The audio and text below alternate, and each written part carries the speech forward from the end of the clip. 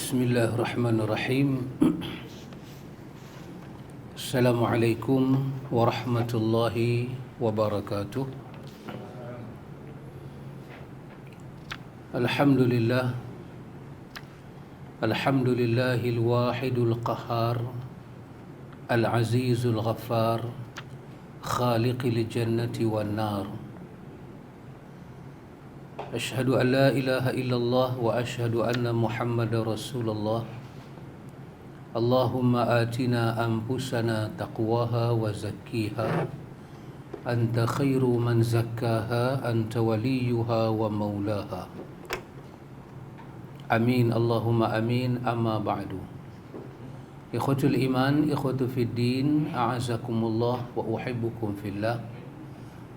Usikum wa iyaya bitaqwallah faqad faza man ittaqa. Alhamdulillah ikhwan, dengan limpah kurnia daripada Al-Qahhar, Al-Jabbar, Al-Azim, kita sambung kuliah kita Syarah Hisnul Muslim. Pada waktu ini ikhwan, kita ke belakang. Ini giliran ke belakang 152. Kita masuk perkataan pengarang kitab. Qala muallifu rahimahullahu ta'ala wa nafa'na bi'ulumihi. Dia kata, Allahumma a'inni ala zikrika wa syukrika wa husni ibadatik. Terjemahan dia, ya Allah, tolonglah diriku untuk berzikir kepadamu, untuk bersyukur kepadamu, dan untuk beribadat dengan baik kepadamu. Hadis ini hadis riwayat daripada Abi Daud An-Nasa'i. Hadis ini dinilai dengan kedudukannya yang sahih. Kata penulis, sahabat yang meriwayatkan hadis ini adalah Muaz bin Jabal. Sabda Nabi, penulis nak berbincang pada kita perkataan-perkataan yang dia rasa kita patut ambil tahu. Iaitu, dia kata pada perkataan zikrika, Allahumma a'inni, Allahumma ya Allah, a'inni.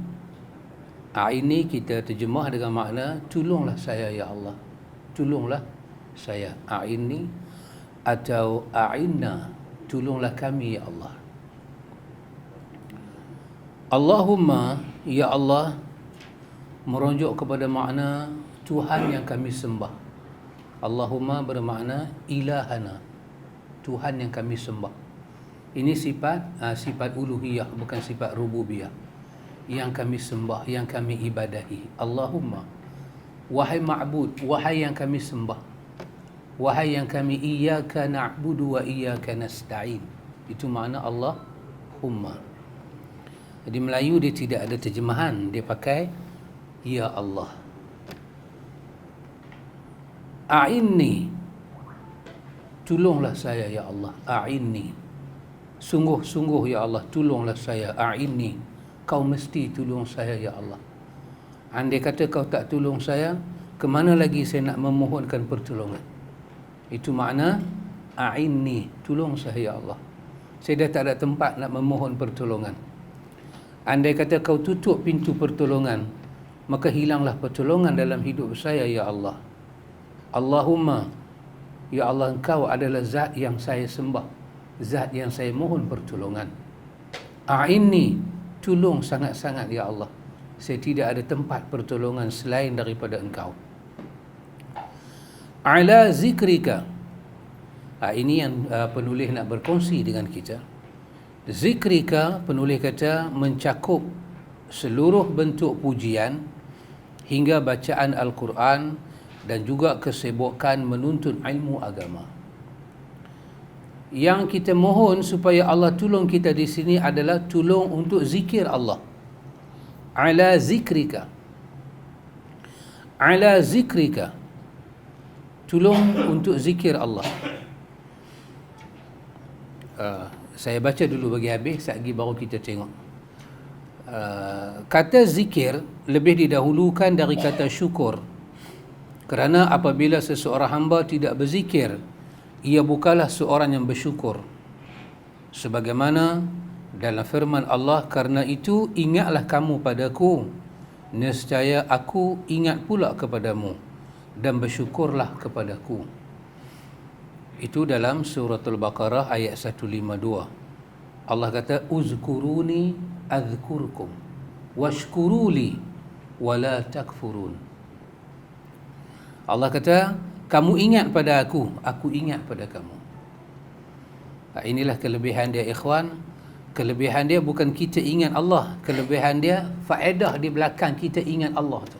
Apa dia? Allah ingat kita. Ini istimewa. Ini istimewa. Sabda Nabi, wa husni ibadatika. Kalimah ini diikat dengan kata al-husnu. Maknanya baik. Karena ibadah yang baik adalah ibadah yang ikhlas. Apabila ibadah itu tidak ikhlas dan sesuai dengan sunnah, tidak sesuai dengan sunnah, tidak akan diterima dan tidak akan berguna bagi pelakunya. Ini perkataan yang penulis nak kita berkongsi, iaitu apakah di antara istifadah yang kita dapat daripada doa Nabi yang pendek kepada sahabat besar dia, Muaz bin Jabal. Allahumma a'inni ala zikrika wa syukrika wa husni ibadatik. Kebanyakan para ulama kita kata doa ini dibaca sebelum bagi salam. Itu kebanyakan para ulama kita sebut. Kerana adalah hadis Nabi menyebut tentang kepada Muaz, Nabi kata fi duburis salah. Nabi kata di lah sembahyang lah.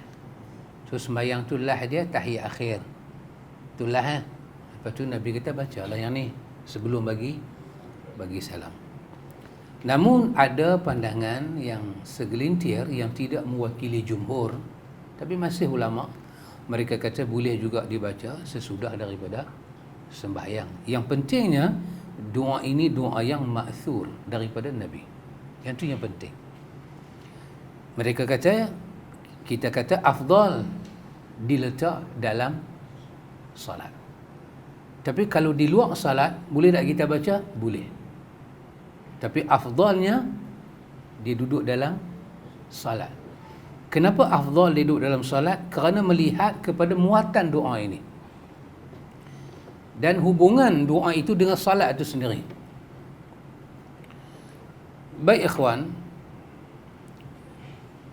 sebelum kita pergi sedikit apa yang ulama kita bincang, ada sesuatu yang menarik, iaitu momen macam mana Nabi panggil Muaz bin Jabal nak cerita ini. Ini sangat menarik momen itu.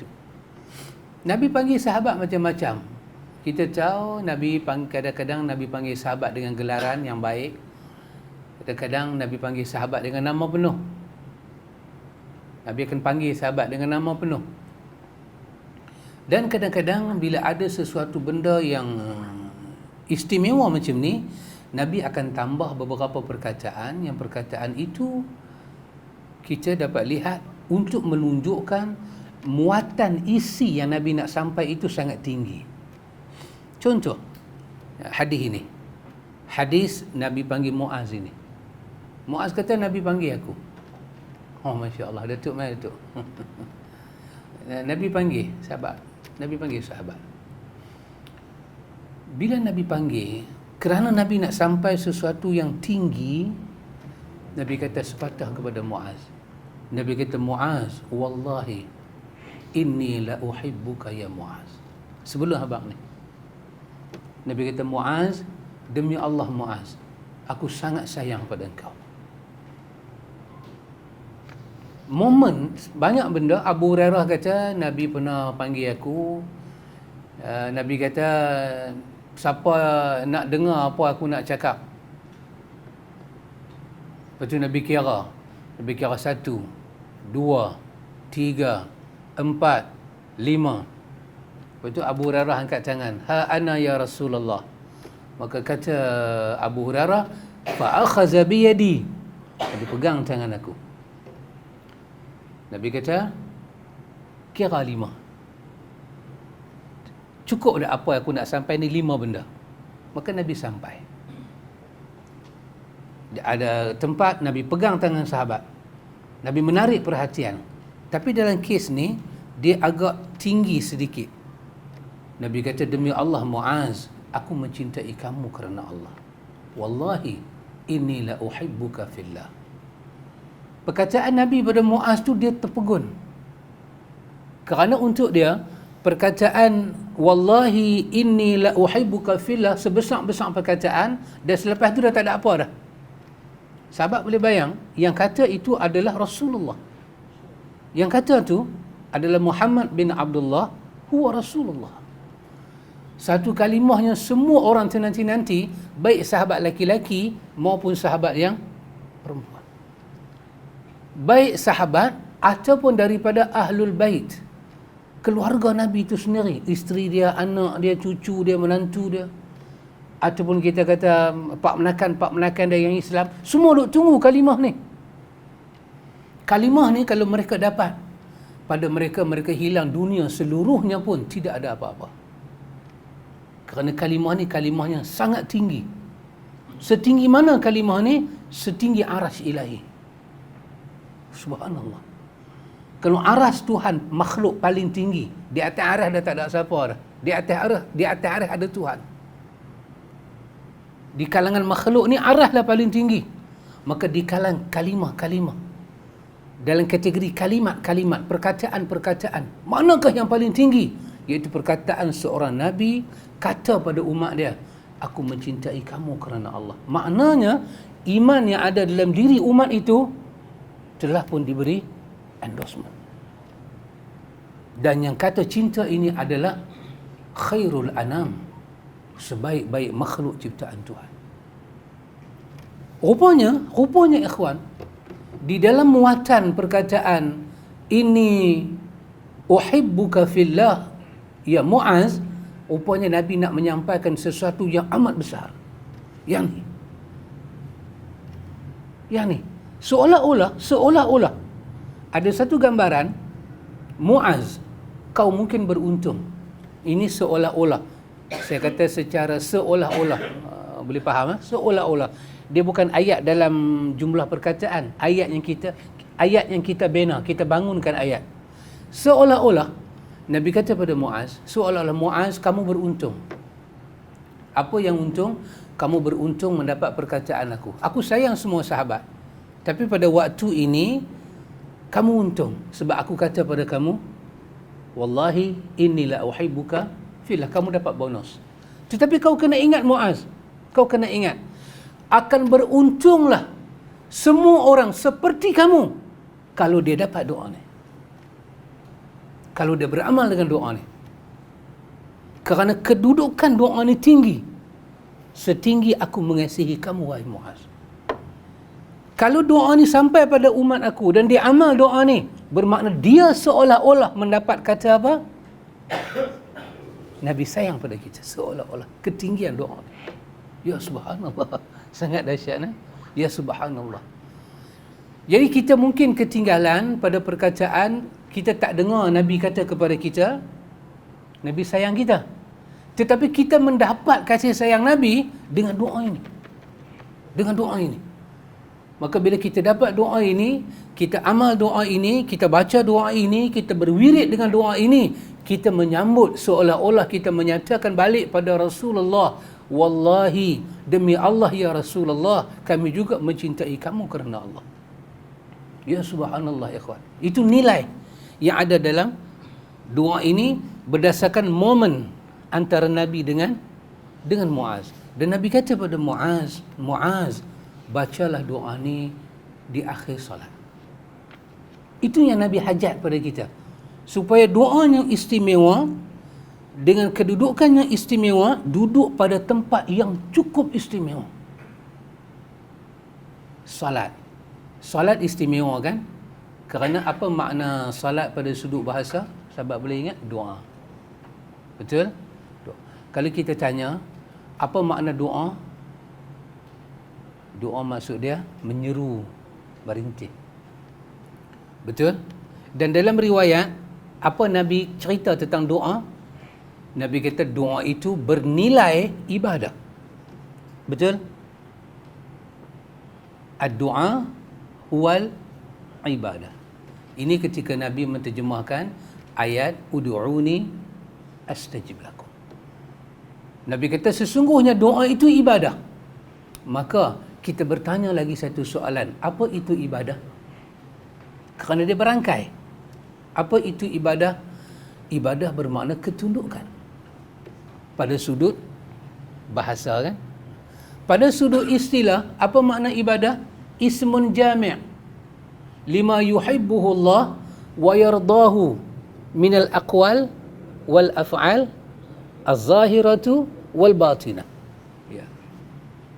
Doa ibadah daripada sudut bahasa bermakna al-khudu', al-inqiyad, ketundukan, kepatuhan. Itu makna ibadah. Tapi ibadah pada sudut istilah, maksud dia apa dia? Dia adalah nama. Bila kita sebut ibadah, dia adalah isim. Dia adalah nama. Jami' yang memuatkan, menghimpunkan ma yuhibbuhu Allah wa yardahu. Apa-apa yang Allah redha dan apa-apa yang Allah cintai sahaja. Itu ibadah. Itu ibadah. Daripada perkataan, perbuatan yang zahir maupun yang batin. Bila kita duduk dalam salat, kita duduk dalam suasana doa, kita duduk dalam suasana ibadah secara bahasa dan secara istilah. Dan Nabi nak kita baca doa ni pada kondisi itu. Kondisi daripada kita takbiratul ihram sampai kita bagi salam, yang melibatkan perkataan dan perbuatan gerak-geri kita yang tidak ada satu Allah murka pada kita. Keseluruhan tindak tanduk dan bacaan kita dalam salat mendatangkan cinta dan redha daripada Allah. Ketika kita sampai pada puncak, kita macam mendaki, duk daki nak sampai pada puncak. Puncak apa? Puncak nak ambil redha Allah dan cinta Allah. Nabi kata, letaklah sejambak bunga yang menyebabkan kita sampai ke puncak itu dengan doa ini. Allahumma a'inni ala zikrika wa syukrika wa husni ibadatik, baru bagi salam.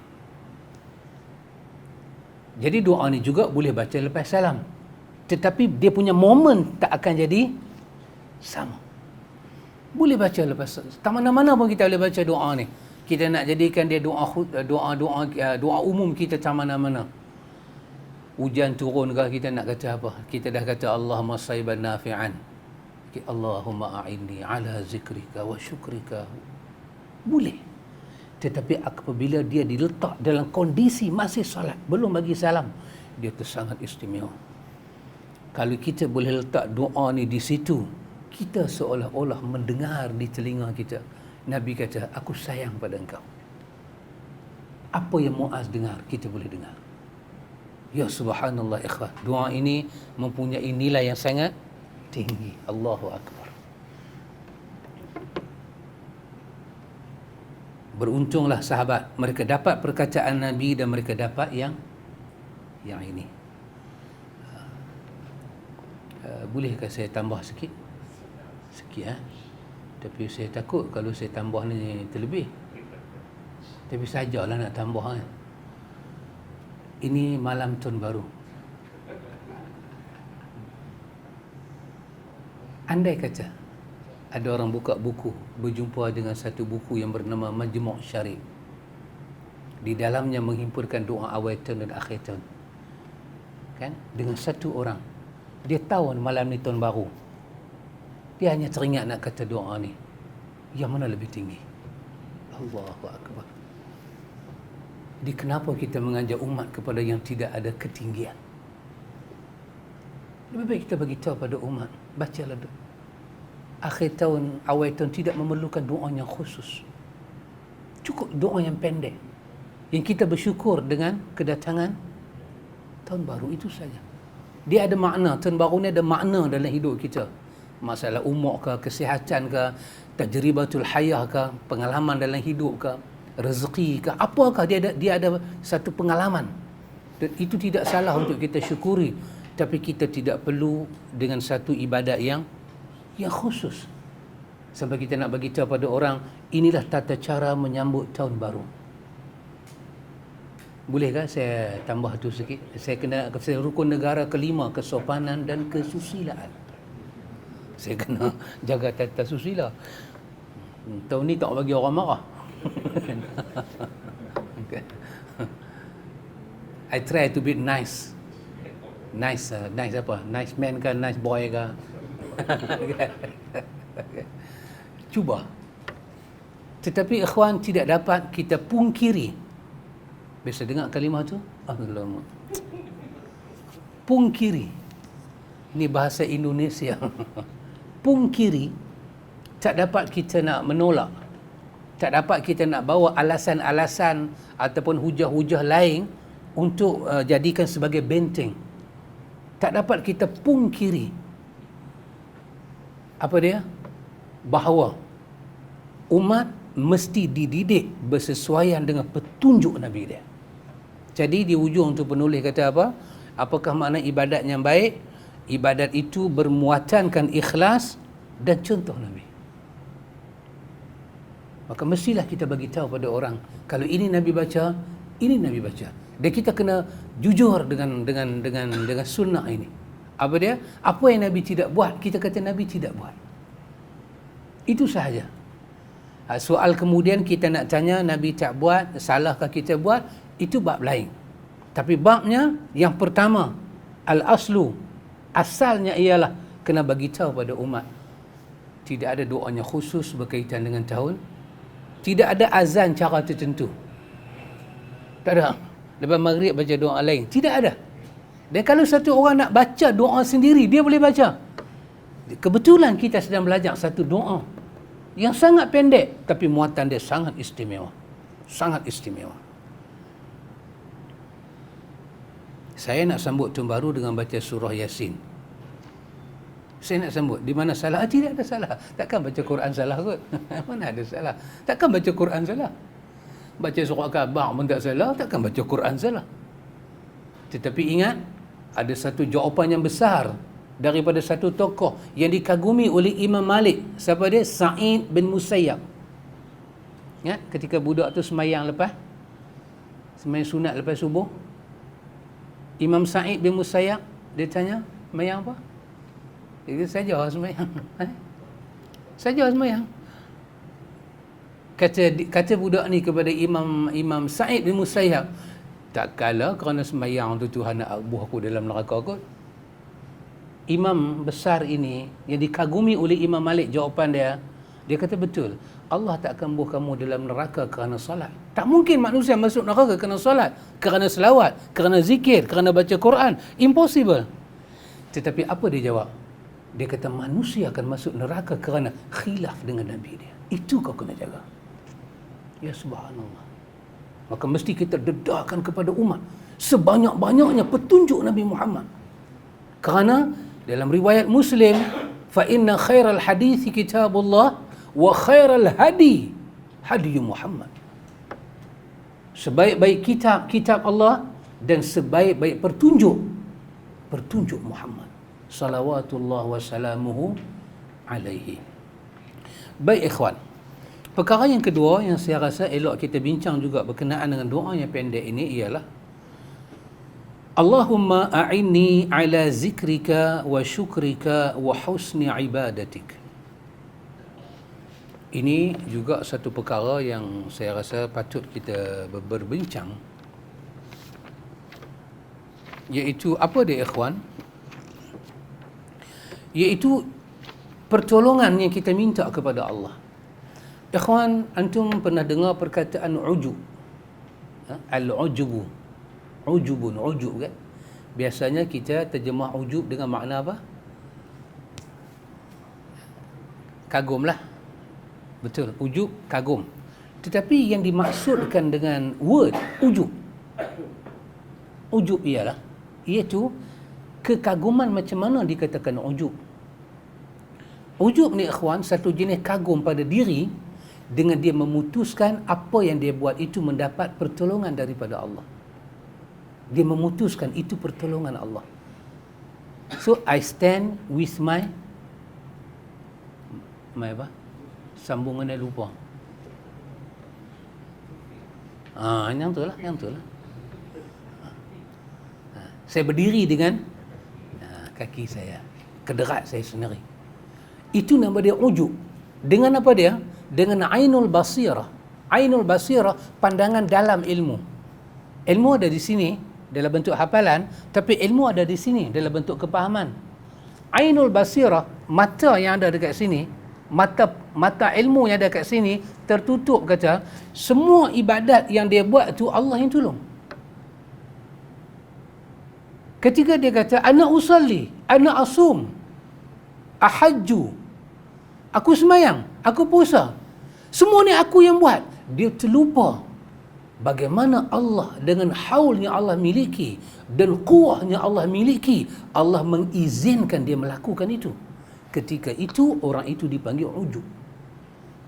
Kenapa ujub jatuh dosa besar? Kerana muatan dia dahsyat.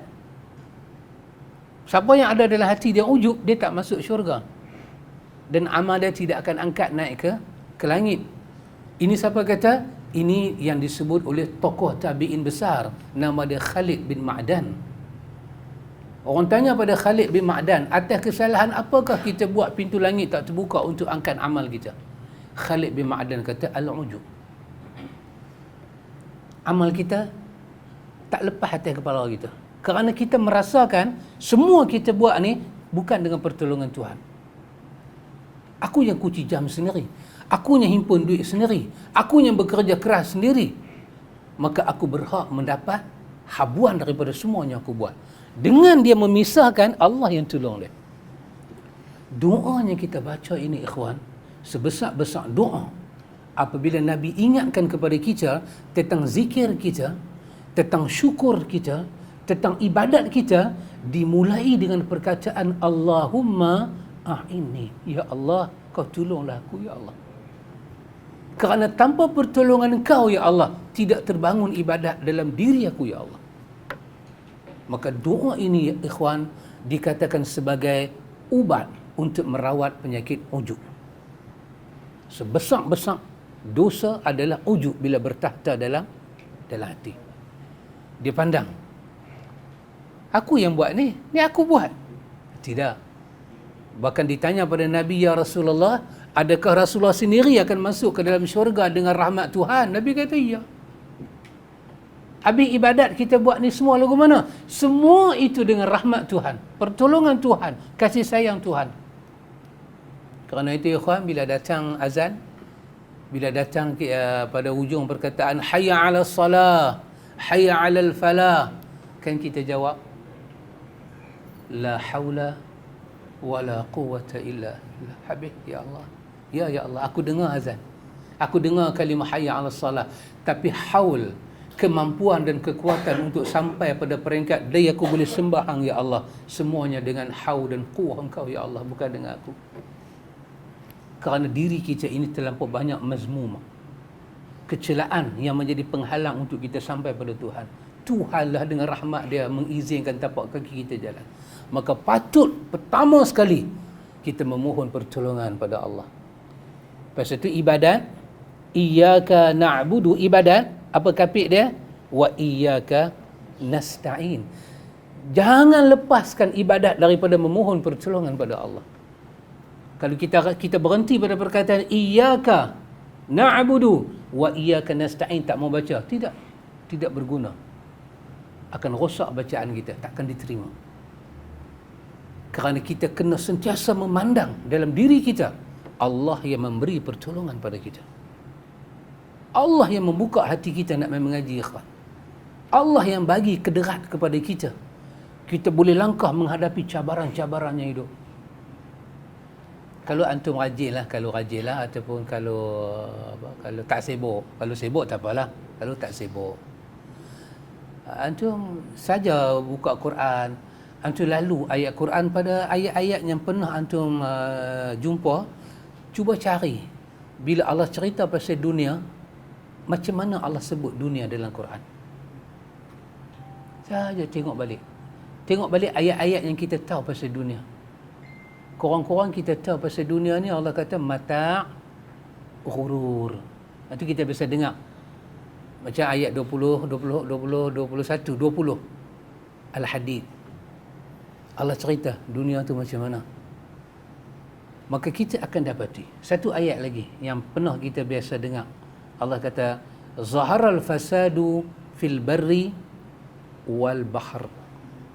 Allah kata darat dan laut Allah akan izinkan berlakunya kerosakan. Dunia ni ikhwan, dan kita satu daripada makhluk yang ada dalam dunia. Ketika Allah bicara pasal dunia, Allah tidak pernah menyebut satu kebaikan dunia, melainkan Allah menyebut dunia dengan kerosakan, kebinasaan. Dunia penuh dengan fitnah dan syahwat, syubhat dan syahwat. Itu adalah dunia. Bila berlaku satu musibah dalam dunia, jangan heran. Itu musibah yang kita tahu dah jadi dan kita belum tahu lagi. Lepas ni lagi besar daripada itu akan terjadi. Itu dunia. Kita tengok satu benda heran dalam dunia, jangan heran lagi. Kerana akan ada benda lebih heran daripada itu. Itu adalah dunia. Dia akan keluarkan apa yang menjadi sifat dia. Apa yang menjadi hati perut dia. Bila kita ibadat pada Allah, Allah ajak kita dalam dunia yang penuh macam-macam ni, minta tolong pada Allah supaya kita boleh zikir Allah, syukur Allah dan husni ibadat kepada Allah. Tapi start dengan perkataan tolong saya ya Allah. Kenapa? Dengan sifat dunia, dengan takdir kita dalam dunia, tak mungkin kita capai kepada hakikat zikir kalau Allah tak tolong. Sahabat boleh bayang kita naik atas perahu berombak, macam mana kita nak sembahyang berdiri? Kalau kita naik Titanic tak apalah, besar ni perahu. Nak sembahyang berdiri lagu mana? Tiba-tiba ada orang boleh sembahyang berdiri. Maknanya dahsyatlah kawan ni.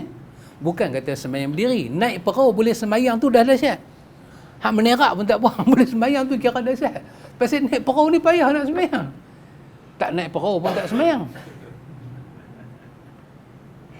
Tiba-tiba dunia ni penuh dengan dia punya tajalli.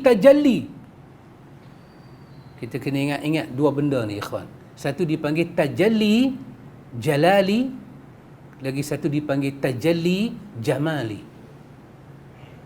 Tajalli jalali apa dia? Menampakkan kemuliaan, kebesaran, keangkuhan Tuhan dalam dunia.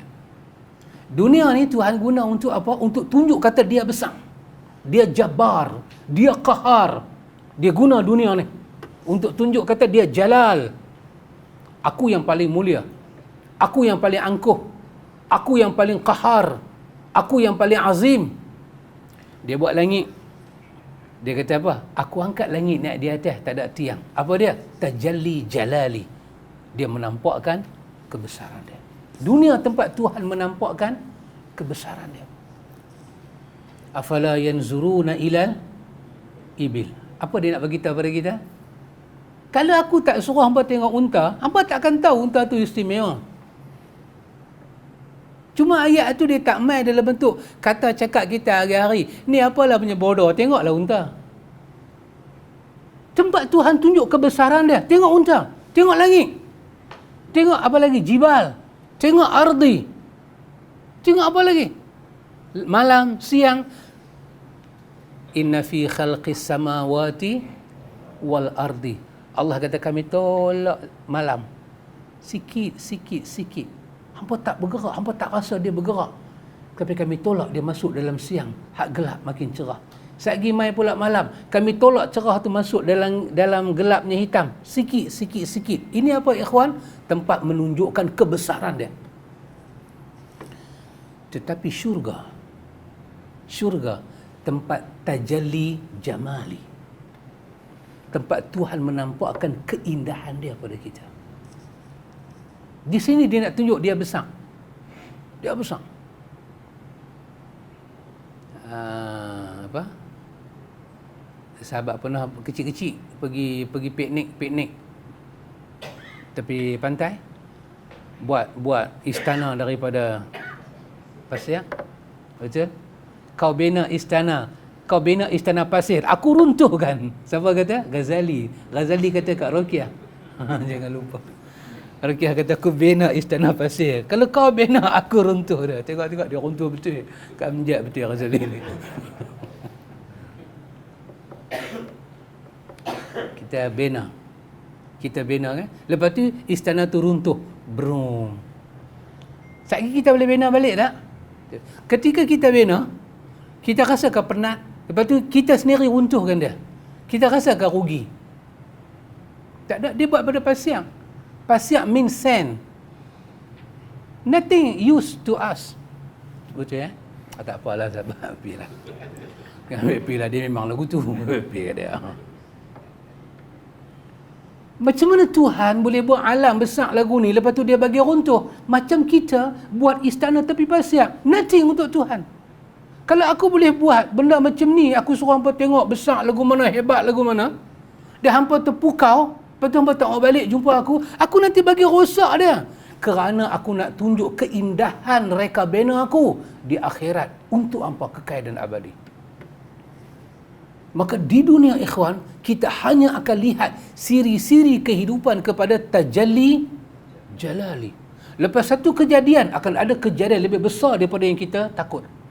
Yang kita tengok ni kita takut dah. Akan ada lebih besar. Kenapa? Tempat Tuhan menampakkan kebesaran dia. Kita kata ini satu kriminal yang dahsyat. Akan ada kriminal lebih dahsyat. Karena itu, datang doa ni. Allahumma a'inni. Tolong saya, ya Allah. Apalah ada dengan dunia ni di sisi engkau, ya Allah. Bukan di sisi kita. Di sisi kita dunia ni kira dahsyat. Ya iyalah. Sayumbara lah kita dengan dunia ni. Tapi di sisi Allah, apalah ada dunia. Macam istana pasir dibina, diruntuh, boleh bina balik. Ya Allah, tolong saya, ya Allah. A'inni ala zikrika. Saya nak ingat pada engkau, ya Allah. Saya nak sebut nama engkau, ya Allah. Nama engkau yang al-asma'ul husna. Maka baru penulis kata kat kita tadi, apa makna zikir? Zikir itu mengandungi kepujian-kepujian kepada Allah, termasuk baca Quran. Kita sibuk dengan majlis ilmu. Itu lebih bermanfaat kepada kita di sisi Allah daripada dunia dan isinya ini hanya tempat Tuhan menampakkan jalal dia saja. Tuhan lebih suka kita nampak pada diri kita, roh kita, kita nampakkan betapa kita menjalalkan dia. Ya zal jalali wal ikram. Tuhan suka tengok yang tu daripada dia membuat dunia ni. Dan tidak lebih dia membuat makhluk yang bernama dunia ni semata-mata untuk menjadi khidmat dan hamba kepada kita. Bukan kita yang menjadi hamba kepada mereka. Ya Allah, tolonglah saya, ya Allah, untuk syukur pada engkau. Inilah nikmat, ikhwan, nikmat orang berkasih. Dalam Baqarah tadi 152, bila kita zikir kepada Allah, uzkuruni azkurkum. Dahsyat. Untuk mendapat itu, aku ingat kepada engkau, kau kena start ingat pada aku. Kau kena start ingat pada aku. Wa syukrika, dan syukur, ya Allah, syukur, ya Allah, syukur, ya Allah, syukur. Syukur, selalu ulama kita kata, Ibn Qayyim sebut benda yang sama, Imam Ghazali sebut benda yang sama. Makam syukur lebih tinggi daripada makam sabar. Kerana makam syukur, lidah akan hanya sebut Alhamdulillah, Alhamdulillah. Makam sabar, lidah akan kata La hawla wa la quwata illa billah. Seperti hadis Abdullah bin Qais dalam riwayat Muslim. Nabi kita katakanlah La hawla wa la quwata illa billah. Dia adalah kunzul jannah. Dia adalah khazanah kekayaan dalam syurga. Satu orang apabila jiwa dia dapat kedudukan syukur, ya ikhwan, dia akan ada banyak alasan untuk bersyukur pada Allah.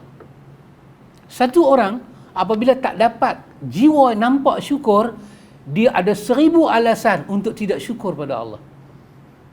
Satu orang, bila Allah bagi dia nampak nilai syukur, dia ada 1000 alasan untuk syukur pada Allah.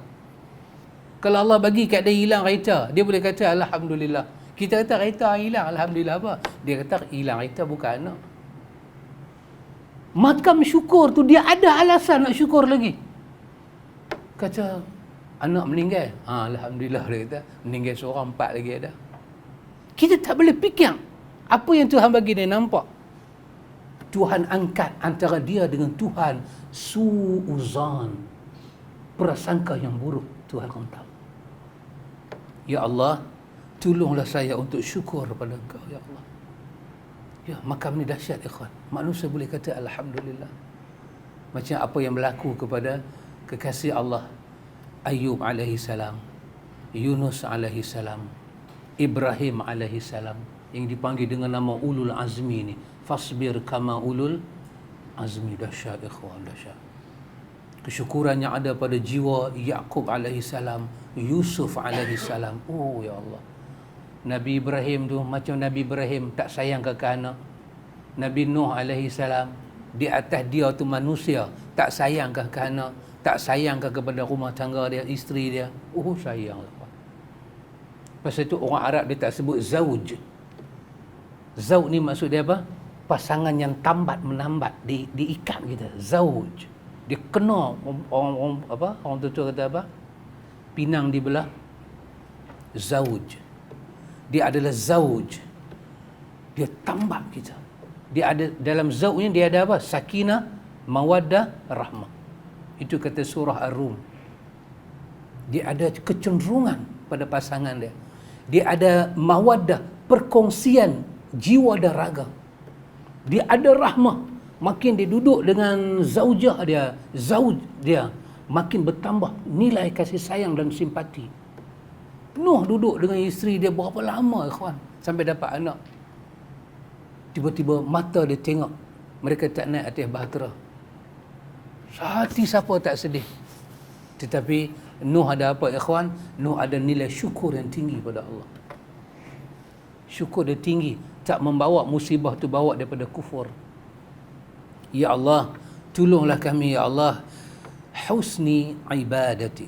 Maka penulis bagi ingat, perkataan ibadah dikapit dengan perkataan husni. Supaya ada dua makna. Supaya ibadah itu menjadi ibadah yang elok, sempurna, dan ibadah itu husni, dia indah. Oh ikhwan, subhanallah ikhwan. Apa kita nak kata? Doa kekasih Allah ni sangat sempurna.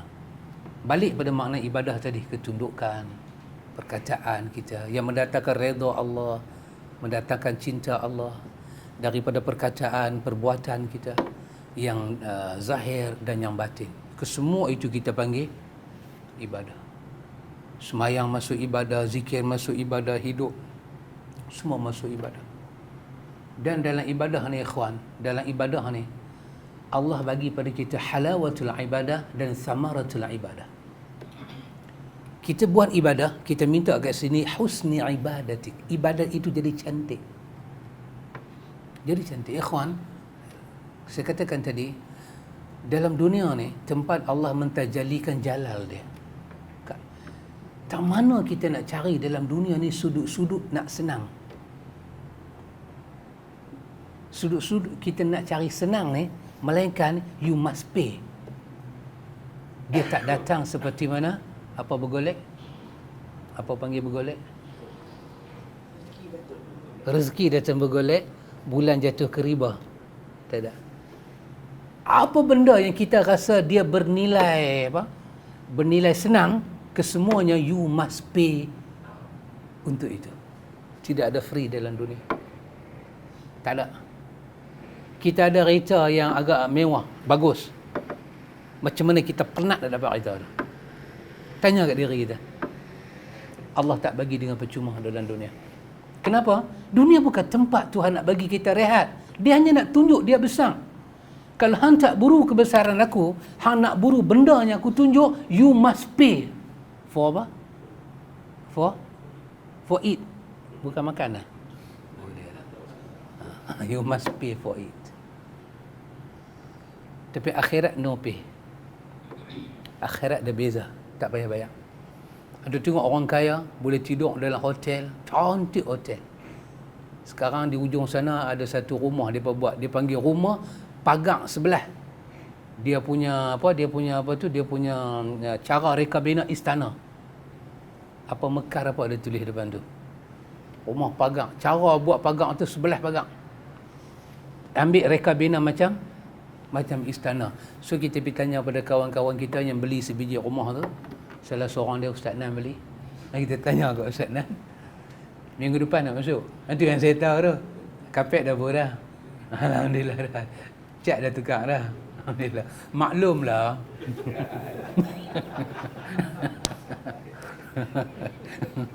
Bapak, dalam dunia ni bapak lah saya hormat. Terima kasih Jamil. Saya kahwin lagi bapak. Bapak tak marah, anak jantan. Tapi nasihat bapak dia bagus. Timbang sama rata, adil dan sama-sama.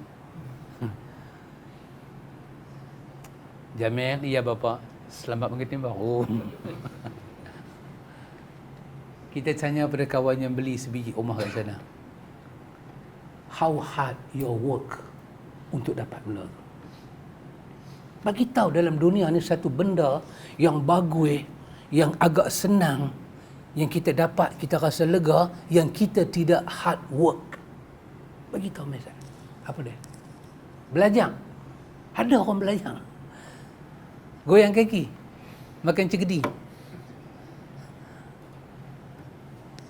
Dalam dunia ni nak jaga kesihatan, berapa teruk kita bantang. You must pay. Susah ikhwan. Maka Allah tak janji apa-apa dalam dunia ni. Kedamaian ke, ketenangan ke. Kita dapat benda dahsyat-dahsyat dalam dunia. Kita teruk. Kita jadi teruk ikhwan, teruk. Pergi tanya ustaz kaya-kaya pula. Sampai dia jadi kaya, berapa teruk dia jadi? Dia beranak-beranak terus jadi macam ayam. Terus jadi ayam kaya. Mana ada ikhwan? Jalan liku-liku. Satu, nak naik pangkat, nak naik itu, nak naik ini. Akhirnya kita berada pada satu apa? Pada satu yang agak selesa. Tengok balik ke bawah. Betapa teruk dunia ni buat kat kita. Dalam dunia ni ikhwan, ada satu benda saja Allah buat. Kalau kita dapat benda tu, kita kena bersusah payah. Kalau kita dapat benda tu, Allah kata kita akan dapat keindahan hidup. Apa dia? Husni ibadah. Itu saja. Sebab Allah tak mau tengok apa yang kita ada. Sebab Tuhan tengok kita letih untuk benda tu. Dan dia nak tengok untuk satu benda yang nama dia, kita ibadat pada Allah ni, kita ada apa? Halawatul ibadah. Halawah. Halawah kita terjemah dengan makna apa? Manis. Apa tanda orang tu dapat halawah? Tak banyak. Ada dua saja. Satu rajin, kedua mudawamah. Dia rajin. Dia buat lagi. Dan dia mudawamah. Dia kekal. Dan itu tanda kata dia ada halawah. Dia dapat rasa.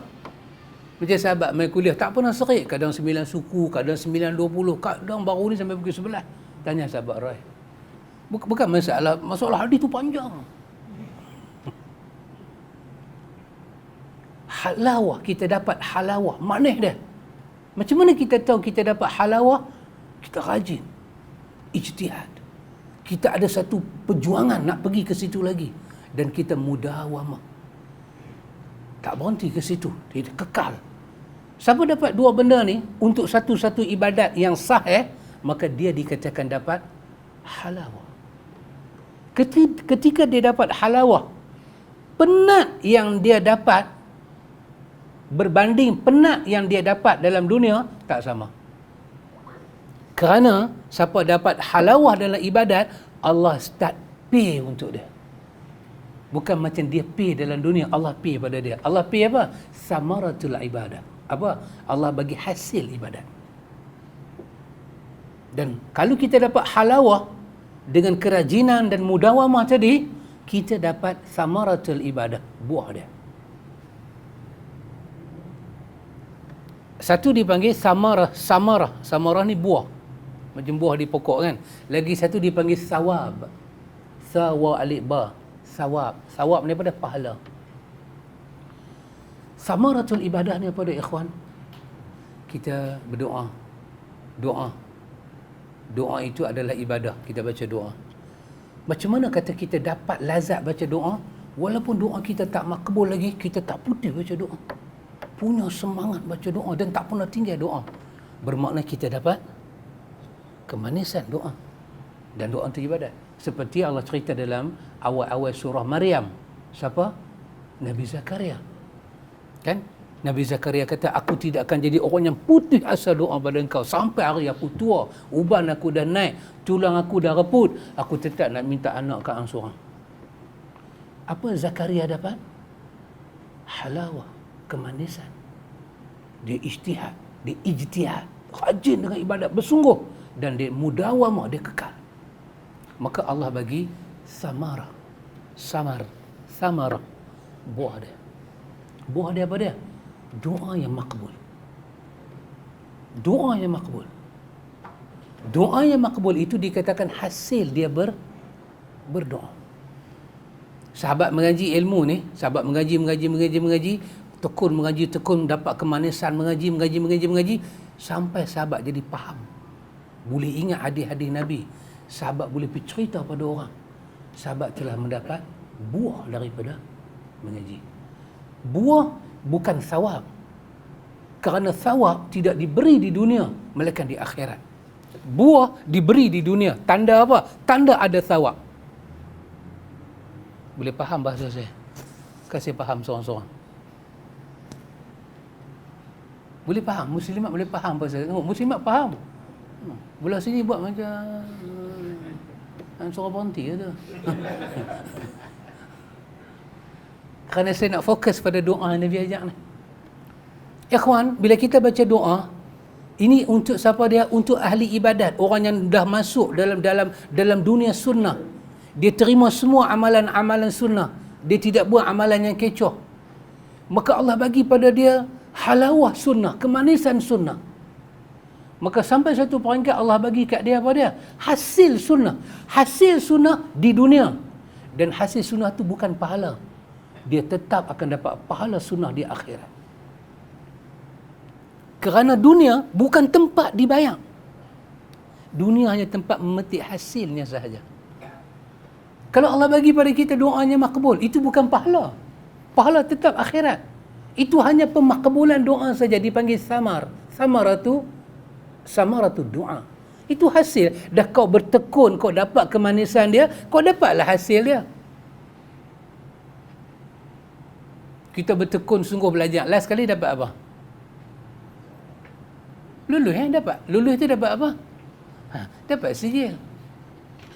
Dapat sijil bukan dapat gaji. Gaji ni bila? Masuk pergi kerja pula.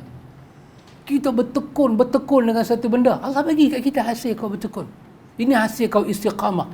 Ini hasil kau ijtihad. Ini hasil kau melakukan mudawamah. Aku bagi hasil di dunia. Namun, aku tetap akan bagi pada kau pahala dia di hari akhirat. Kerana pahala, benda yang nilai dia jamal, indah, mulia, tidak layak dibayar di dunia. Yang penuh dengan fitnah ni, dia dibayar di akhirat juga. Maka kerana itu ramai orang di hari akhirat, dia akan kata, Tuhan, dengan apakah aku selamat di akhirat ni? Tuhan kata, dengan doa kau di dunia dulu. Yang kita rasa macam dah tak ada dah. Pasal kita dah dapat dah apa semua kita minta. Allah kata tak. Yang tu aku bagi hasil kau berdoa dengan ikhlas pada aku. Kau jaga syariat, kau ikut sunnah Nabi, aku bagi. Tapi pahala untuk doa ni di hari akhir. Subhanallah, ikhwan. Apa yang kita minta pada Allah? Nabi ajar, Allahumma a'inni ala zikrika wa syukrika wa husni ibadatik. Ikhwan, bila kita buat ibadat, kita tak dapat yang ni. Bila kita zikir, kita tak dapat hidup dengan zikir. Kita tak dapat syukur yang baik. Kita tak dapat ibadat yang baik. Maka kita kena tanya satu benda kat diri kita. Apa yang ada dalam jiwa kita sampai kita terhalang benda ni semua? Diberi gula pada dia, letak atas lidah dia, dia tak rasa manis. Confirm gula, tak rasa manis. maka dia kena bertanya apa penyakit yang ada kat dia, sehingga hilang rasa manis gula. Dia mesti ada penyakit. Kerana lidah dapat cam kan, manis, apa lagi lidah, pahit, masin, tawak, apa lagi rasa Ustaz nak? Masam. Lagi? Masa hidung. Boleh dia kadang makan asam. Lama tak makan asam. Lupa. Dulu masa isteri saya mengandung, saya dia makan asam. Nak mengandung pula ni.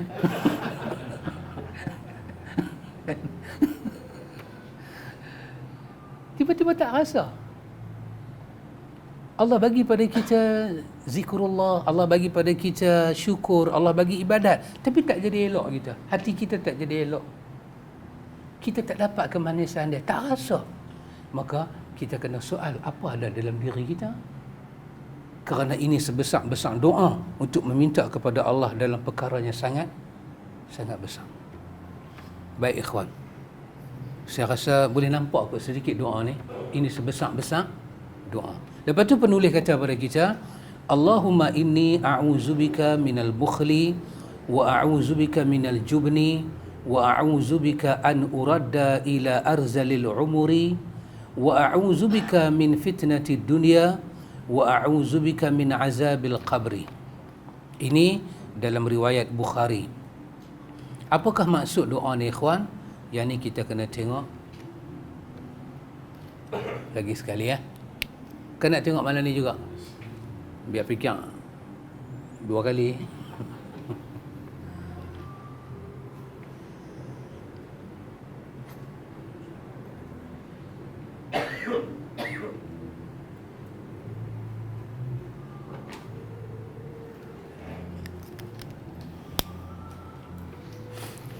Semoga ada manfaatnya untuk kita semua ikhwan. Semoga Allah memberi kepada kita kekuatan, taufiknya. Pasal itu selalu kita kata apa dia? Hidayah dan taufik. Itu yang Allah sebut dalam ayat dia. In uridu illa al-islah mastata'tu wa ma taufiqi illa billah. Para Nabi kata, kami nak ajak hampa kepada benda baik, tapi taufik itu milik Allah. Apa dia? Kekuatan Allah bagi pada diri masing-masing. Berdasarkan kerajinan dia, keikhlasan dia, mujahadah dia dengan Tuhan. Allah bagi. Kalau dia tak ada mujahadah, dia tak dapat taufik untuk beramal. Walaupun doa ni pendek, dia akan dapat dorongan pergi amal doa yang tak tahu main daripada mana. Dan dalam majmuk syarif itu doa awaitun akhirun tu tak ada asal usul. Mana boleh hadis tak ada nama sahabat dan tak ada imam yang pergi cari. Majmuk syarif ni satu benda yang sangat pelik. Dia ada semua. Doa awaitun akhirun. Sedangkan Sayyidina Umar yang susun kalender tu, dia pun tak tahu. Itulah tadi saya kata kawan-kawan, saya kata nasib baiklah kita ni duk perkenal macam-macam doa ni ketika Sayyidina Umar tak ada. Alhamdulillah. Kalau kita duk pergi bagi tahu kata baca doa ni tahu ni, baca doa itu, Sayyidina Umar duk ada. Korang-korang kita mau tahu kata dia yang buat takwim tu. Macam mana aku buat hang jumpa? So dia akan jadi lagi satu masalah. Ada orang Allah tidak ilhamkan dia, tidak hidayahkan dia, taufikkan dia untuk. Dan ada orang dia bila tengok doa lagu ni, dia tak boleh nampak macam kita nampak, macam mana Nabi present momen tu, Nabi letak kepada sahabat macam mana dan apa makna suasana tu kat kita. Ada orang Allah tak bagi nampak ikhwan. Kita syukur alhamdulillah ikhwan, kita boleh mengaji, kita boleh nampak dan kita kata alhamdulillah ya Allah, sependek doa ni aku amal sampai aku mati ya. Dan makbulkanlah doa ni. Dan kita kena bagi rasa diri kita ni ikhwan, kita macam bila kita amal sesuatu dari Nabi, kita boleh rasa Nabi peluk kita, Nabi sayang kita ikhwan. Kena rasa. Dan bila kita dipeluk oleh orang yang kita sayang, jangan lepas pelukan tu. Kerana susah nak dapat pelukan lagu tu ikhwan. Nabi peluk kita dengan doa dia ni. Allahu Akbar. Nilai besar ikhwan. Pasal tu Imam Malik akan pesan, aku nak baca hadis. Aku nak baca hadis. Aku nak baca dalam masjid. Aku nak baca sebelah Nabi. Aku nak mandi dulu, hampa tunggu aku. Aku nak pakai putih. Aku nak pakai wangi-wangian. Aku nak semayang. Aku nak baca hadis. Jangan siapa berbicara ketika aku bercakap, kerana yang sedang berbicara adalah Rasulullah. Kamu semua tutup mulut kamu. Kerana Quran menyatakan la tarfa'u aswatakum fawqa sautin Nabi. Jangan angkat suara bila ada suara Nabi. Oh, subhanallah. Dia rasa, ikhwan, dia rasa. Dia ingat tak riwayat yang kita pernah baca? Imam Malik kena sengat ketika baca hadis. Dia tahan sengat tu. Pasal apa? Li ta'zim. Kerana dia merasakan sedang dia baca hadis, dia kena ambil risiko tu. Dia tak boleh melompat kerana dia tidak memberi penghormatan pada Nabi. Kenapa dia boleh buat lagu tu? Kerana dia rasa Nabi terpeluk dia. Bukan Nabi yaqazah dengan dia. Rasa tu. Dapat rasa sunnah orang yang sayang dengan umat. Tak tahu kita pergi ambil doa dalam majmuk syarif, tinggal dalam Hisnul Muslim. Tak salah. Apa tak salah? Kenapa kata tak salah? Kerana kita tak dapat rasa. Macam kawan kita main muzik, dia rasa, dia feel. Oh, dia petik gitar tu. Oh, dia di tepi pantai yang indah. Kita kata dengan mendung lagu ni indah. Apa? Dia feel. Kita lagu, dia pula pelik. Apa bagi 9 mengaji apa? Tak lemah kaki ke? Apa ni? Hari tu mamak tu main. Ni main pula. Apa duduk mengaji? Kita ada feel. Allah akbar. Semoga Allah berkati kita, ya ikhwan. Subhanakallahumma wa bihamdika asyhadu an la ilaha illa anta astaghfiruka wa atubu ilaik. Wassallallahu ala nabi Muhammad walhamdulillahi rabbil alamin.